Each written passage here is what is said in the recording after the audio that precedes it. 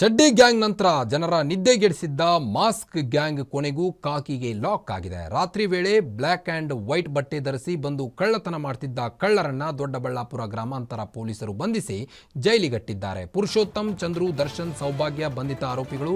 ತಲೆಗೆ ಟೋಪಿ, ಮುಖಕ್ಕೆ ಮಾಸ್ಕ್, ಕೈಗೆ ಗ್ಲೌಸ್ ಹಾಕಿಕೊಂಡು ಕಳ್ಳತನ ಮಾಡ್ತಿದ್ದ ಈ ಗ್ಯಾಂಗ್ ಬೆಂಗಳೂರು ಗ್ರಾಮಾಂತರ ಭಾಗದ ಜನರಲ್ಲಿ ಭಯ ಹುಟ್ಟಿಸಿದ್ರು.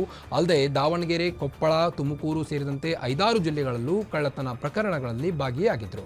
ಸೆಪ್ಟೆಂಬರ್ 16ರಂದು ದೊಡ್ಡಬಳ್ಳಾಪುರದ ಮನೆಯಲ್ಲಿ 115 ಗ್ರಾಂ ಚಿನ್ನ ಕಳ್ಳತನ ಮಾಡಿ ಎಸ್ಕೇಪ್ ಆಗಿದ್ರು.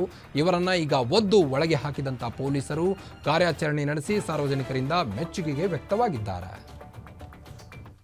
ದೊಡ್ಡಬಳ್ಳಾಪುರ ಗ್ರಾಮಾಂತರ ಠಾಣಾ ವ್ಯಾಪ್ತಿನಲ್ಲಿ ಅಮಾವಾಸ್ಯೆ ದಿನ ರಾತ್ರಿ 4 ಜನ ಬಂದು ಬರಿಗಾಲಲ್ಲಿ ಬಂದು ಸೌಂಡ್ ಆಗ್ದಿರ ಎಲ್ಲ ಬಡಾವಣೆಯಲ್ಲಿ ಒಂಟಿ ಮನೆಗಳನ್ನ ಐಡೆಂಟಿಫೈ ಮಾಡಿ ಹೊರಗಡೆಯಿಂದ ಯಾರು ಲಾಕ್ ಮಾಡಿರ್ತಾರೆ, ವಿಸಿಬಲ್ ಆಗಿ ಪಾಟ್ ಲಾಕ್ ಏನು ಹಾಕಿದ್ದಾರೆ ಅಂತ ಅವ್ರು ಗಮನಿಸಿ ಮನೆಯಲ್ಲಿ ಯಾರೂ ಇಲ್ಲ ಅಂತ ಕನ್ಫರ್ಮ್ ಮಾಡಿಕೊಂಡು ಒಂದು ಮನೆಗೆ ಹೋಗಿ 100 ಗ್ರಾಮ್ ಅಷ್ಟು ಒಡವೆ ಮತ್ತು ಬೆಳ್ಳಿ ಸಾಮಾನು ಕಳ್ತನ ಮಾಡ್ತಾರೆ. ಮತ್ತೊಂದು ಮನೆಯಲ್ಲಿ ಕಳ್ತನ ಮಾಡಿರ್ತಾರೆ.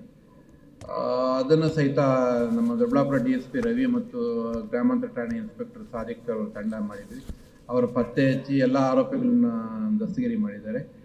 ಈಗಾಗಲೇ ಪೊಲೀಸ್ ವಶಕ್ಕೆ ಪಡೆದಿದ್ದು ಆಲ್ಮೋಸ್ಟ್ ಎಲ್ಲ ರಿಕವರಿ ಆಗಿದೆ. ಅದರಲ್ಲಿ ಇನ್ನೊಬ್ಬರು ಸಿಗಬೇಕು ಅನ್ನುವಂಥದ್ದು ಇದೆ. ಅದನ್ನು ತನಿಖೆ ಮುಂದುವರೆದಿದೆ. ಇವರೆಲ್ಲ ದಾವಣಗೆರೆಗೆ